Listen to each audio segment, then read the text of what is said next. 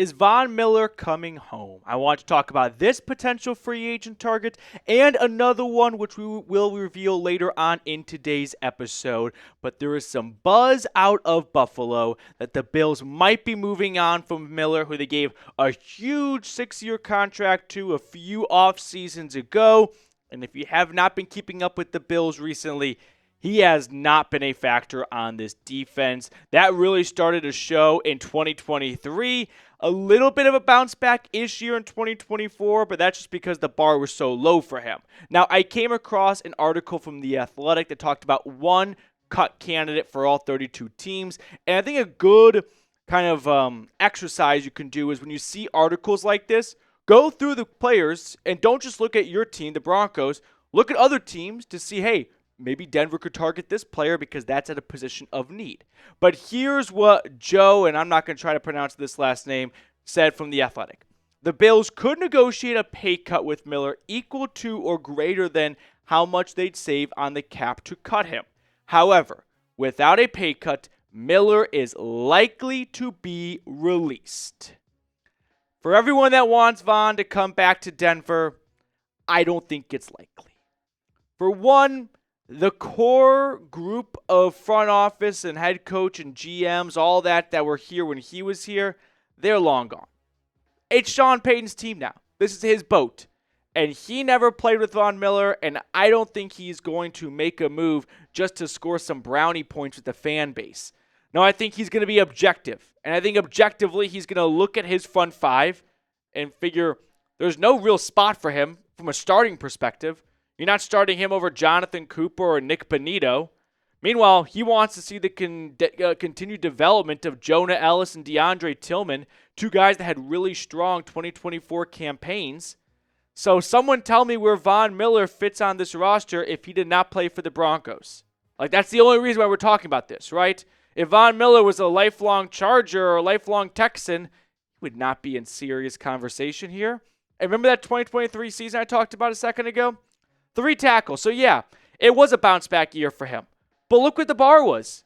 It could not have been any closer to the ground.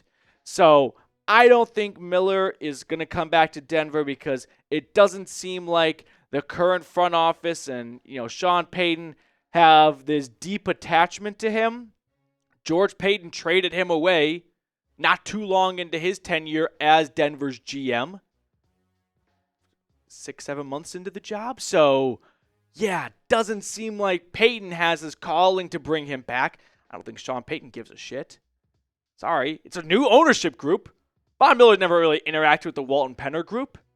I don't think he ever interacted with them. So, it's a completely brand new slate in the Mile High City. And I don't see how Miller, with the way he's played the last 2 years, wiggles his way back. As much fun as it might be from a fan perspective, and it would be a nice ending to his career to come back where it all started. The guy's a future first ballot Hall of Famer. He's a Bronco for life. He's on the Bills, but at heart, he's a Bronco, and even he knows that. I think it's best to just let his time in Denver come to an end the way it did. And I don't want to bring him back, and he's disappointing. It's like, ooh, that wasn't really the Von I remembered. No. It's kind of like the expression I have, don't meet your heroes. You might be disappointed with the way he plays this year, and it's not the guy you're picturing from 2015. So, pass on my end. But I always like to get your guys' opinion on these things here. So, let me know, yes or no in the comments, would you bring Von Miller back? I'm going to type no. Sure, you could probably get him for a very cheap 1-year deal, but I just think giving him a roster spot to begin with, it's doing a disservice to some of the other guys on the roster, and it becomes a little bit like a Make-A-Wish Foundation where it's just like, we're going to do it because he was really good here for a long time, but he's not very good anymore. Give him a 1-day contract if that's what you want. Don't actually give him a real contract with the expectation of, like, this is someone who we could see having a meaningful role in our defense. Lower your expectations.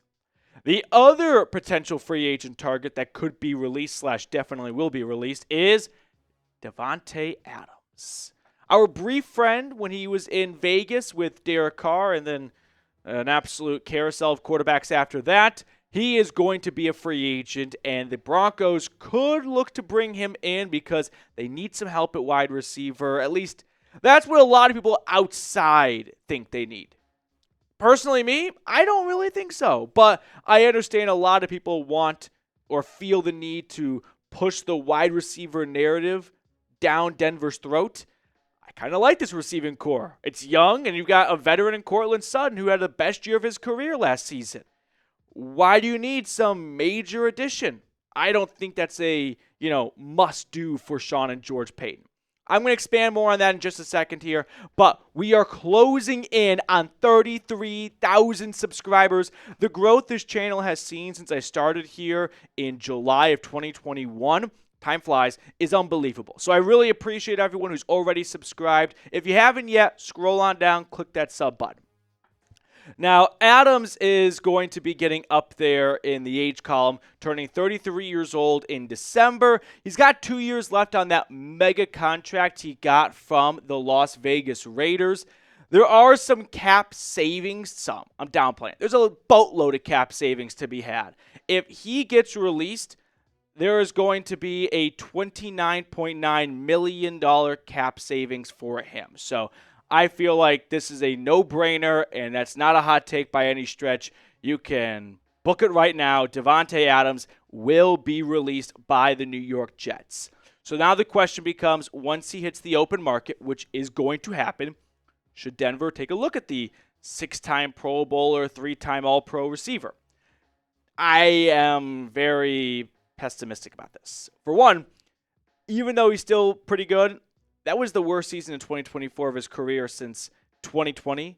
I mean, look at the receptions. Just kind of gone downhill. 123 down to 85. Look at the yards from 1,500 to 1,000.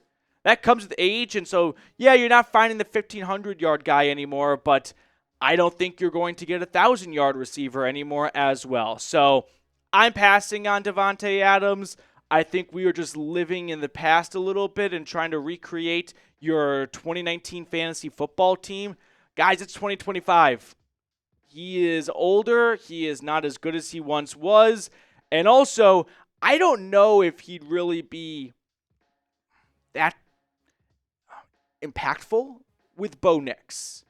And this might be a bad take here, but I think what made Adams and Rodgers so successful was the route running and the chemistry. That's a big reason why I wanted to go play with the Raiders, because you had the chemistry with Derek Carr. Like, Rodgers and Adams had this unbelievable ability to read each other's minds when they went up to the line of scrimmage based on what the defense threw at them. If they had two high safeties, then both Rodgers and Adams knew you're not running a go route anymore. You're going to run a post, right? Or if they had one high safety, you're not running a slant anymore. You're running a go route. That takes time. And at this point in Adams' career, I don't think he has that time to establish that chemistry with Nix. So I'm not really on board with this one pretty much at all. So sorry to be a bit of a bummer here, but Miller, no. Adams, no. Two quick things before we sign off. There is a Bo Nix jersey over on Fanatics. It's a great deal when you go to chatsports.com/Nix shirt. I put this link in the comments and description of today's video. So if you want to get some Bo Nix gear in your wardrobe for the summer, but you don't want to pay an arm and a leg for a full jersey, get a jersey. It's a third of the price, and it's pretty much got the same impact of a jersey. All right, before we sign off, as always, today's Name a Blank is going to be name a division rival that you hated. Someone that played for the Chiefs, the Raiders, or the Chargers. They don't have to play there anymore, but someone that you could not stand. I've got one in mind. I'm going to count down from 5. We'll see if we say the same person. 5, 4, 3, 2, 1. Josh Jacobs. I was very happy to see Josh Jacobs go to Green Bay and get away from the Broncos because he did seem to have this ability to always turn it on when he played Denver, which was pretty much true for all the Raiders players in that 4 to 5 year stretch there. But no, Josh Jacobs is my vote. Could have gone with like Patrick Mahomes, but that seems too surface level. So let me know who you said down below in the comment section.